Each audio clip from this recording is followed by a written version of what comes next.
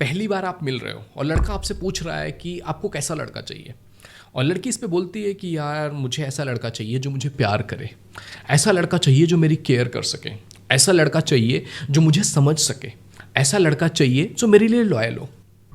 I mean really, क्या आपको ऐसा लगता है कि कोई लड़का आपसे मिल रहा है और बोलेगा कि नहीं यार प्यार तो नहीं दे पाऊंगा मैं, केयर केयर तो मैं कर ही नहीं सकता हूँ, लॉयल लॉयल वॉयल मेरे से नहीं होगा। शायद समझने की बात कर रही हो, मैं नहीं समझ रहा तुम्हें।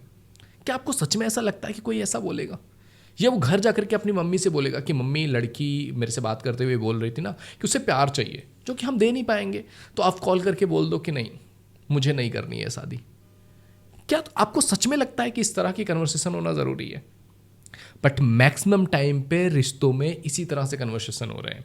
लोग पहली मीटिंग में यही सब बातें कर रहे हैं कि मुझे ऐसा बंदा चाहिए।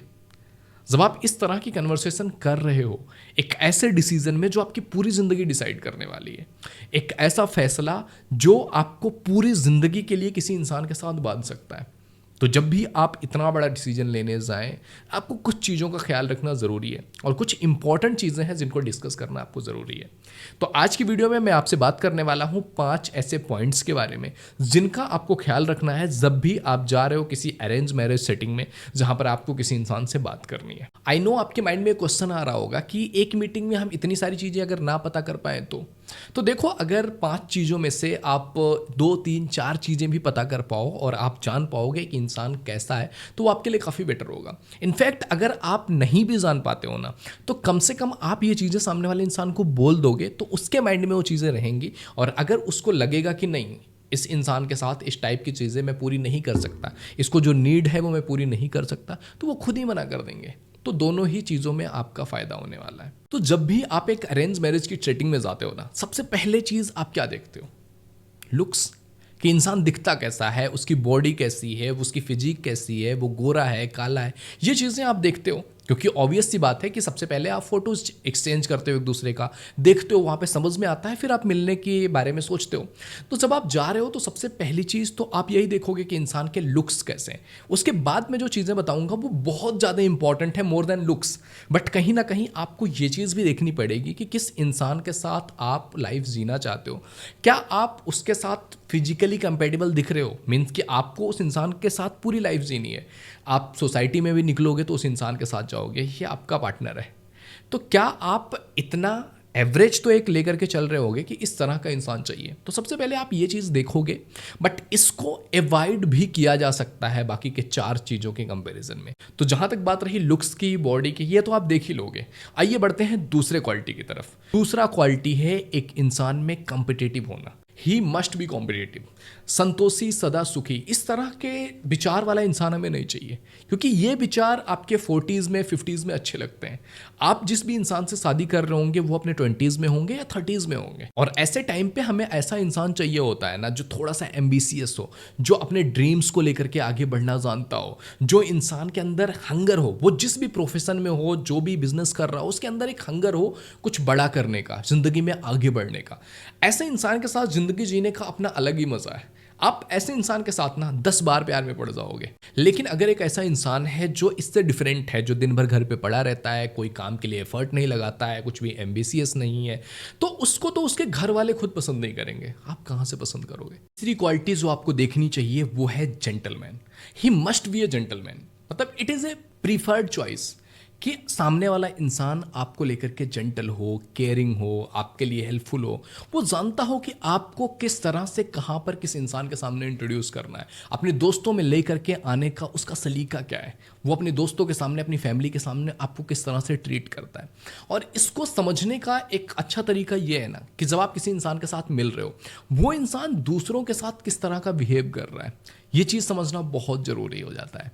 वो इंसान आपको लेकर के, जब वो इंसान एग्रेशन में होता है, किस तरह से रिएक्ट करता है, ये समझना बहुत ज़रूरी है। क्योंकि एज ए ह्यूमन बीइंग हम लड़ाई झगड़े करेंगे, हमारे बीच में कुछ प्रॉब्लम्स आ जाएंगी, उस समय वो कैसा रिएक्ट करता है 4 लोगों के सामने। क्या वो ऐसा तो नहीं है जो 4 लोगों के सामने आकर के आपको डांट लगा दे रहा है, आपको कुछ भी बोल दे रहा है, आपको 4 लोगों के सामने मजाक उड़ा दे रहा है आपका, और सोच भी नहीं रहा है कि क्या है, डांट झपट कर रहा है लोगों के सामने, या आपको पकड़ करके झटक दे रहा है?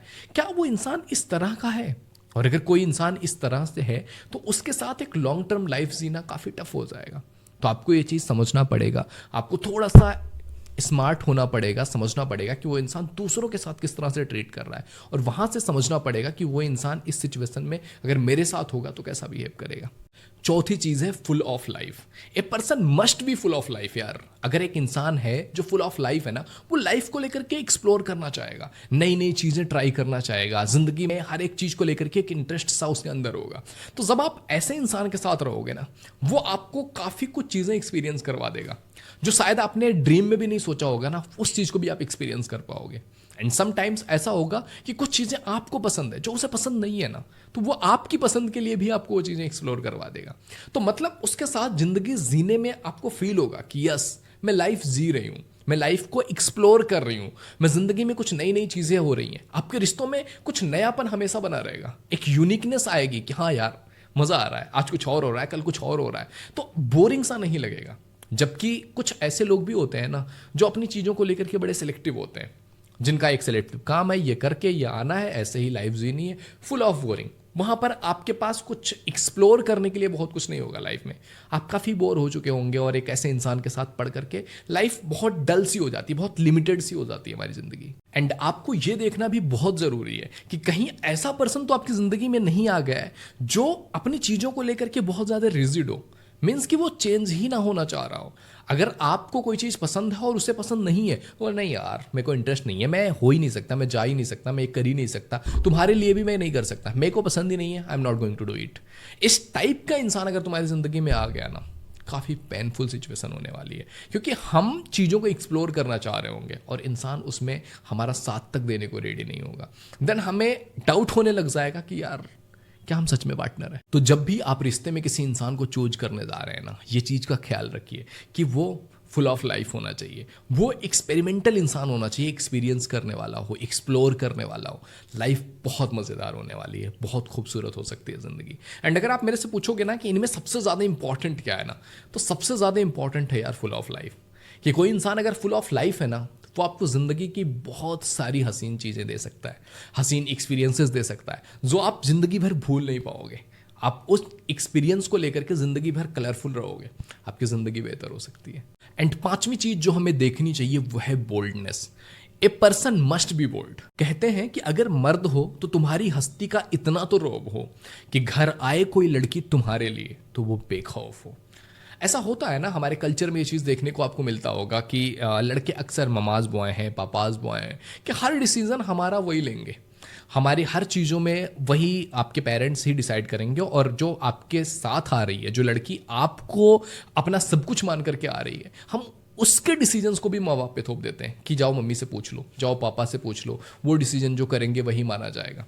ऐसा होता है ना हमारी सोसाइटी में, जिनके बचपन से लेकर के आज तक उनके सारे डिसीजंस उनके पेरेंट्स ले रहे हैं।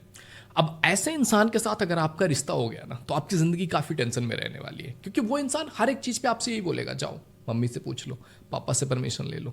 एज ए गर्ल आपने सामने वाले इंसान को डेट किया है, ना कि उनके मम्मी पापा को। आप उसके सहारे उस फैमिली में आए हो, आप उसके लिए उस फैमिली में आए हो, तो आपका जो भी डिसीजन हो ना, वो आप लो या आपका हस्बैंड ले। मम्मी पापा उस चीज़ में फोर्सफुली आप पे डिसीजन ना पे। वेल सी, ये चीज़ भी समझना बहुत ज़रूरी है कि मम्मी पापा से ओपिनियन लेना, उनका सजेशन लेना हमेशा बढ़िया होगा।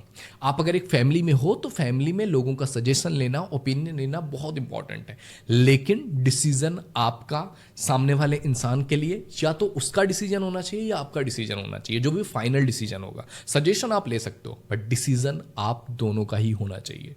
तो ये 5 क्वालिटीज़ हैं जो आपको आपके होने वाले पार्टनर में ज़रूर देखना चाहिए कि क्या ये क्वालिटीज़ उस इंसान में हैं। अगर किसी इंसान में इन 5 में से 3 भी क्वालिटीज़ हो गई ना, वो इंसान आपकी ज़िंदगी को बहुत खूबसूरत बना देगा। अगर पहली क्वालिटी बहुत कम भी है ना किसी इंसान में, लेकिन बाद की ये 4 क्वालिटीज़ हैं, तो वो इंसान आपकी ज़िंदगी को बहुत ज़्यादा खूबसूरत बना सकता है। और अगर किसी इंसान में वो खूबसूरती वाला फैक्टर या अच्छा दिखने वाला फैक्टर बहुत ज़्यादा है, लेकिन इन 4 चीज़ों में कॉम्प्रोमाइज़ है ना, तो आपकी ज़िंदगी उस इंसान के साथ होकर के थोड़े ही टाइम में हेल हो जाएगी। तो आपको समझना बहुत ज़रूरी है कि किस तरह से आपको एक पार्टनर की चॉइस करनी चाहिए। आई होप ये वीडियो तुम्हें समझ में आया होगा। वीडियो पसंद आए तो लाइक जरूर कीजिए। पहली बार इस चैनल पे आए तो please visit the channel. If you think it is valuable तो आप सब्सक्राइब कर सकते हैं। आने वाली वीडियोज़ का आपको नोटिफिकेशन मिलता रहे, लीजिए इसके बेल आइकन को, नोटिफिकेशन मिलता रहेगा। इंस्टाग्राम पे आपने मुझे फॉलो नहीं किया है, आईडी आपको दिख रही है, इस आईडी पे जाके आप मुझे फॉलो कर सकते हैं। आपको मेरे से पर्सनली बात करनी है, 1-to-1 कॉल बुक करनी है, ये नंबर दिख रहा है, इस पर मैसेज करके आप अपना स्लॉट बुक कर सकते हैं। तो मिलते हैं आपसे अगले वीडियो में, तब तक के लिए जय हिंद, जय भारत।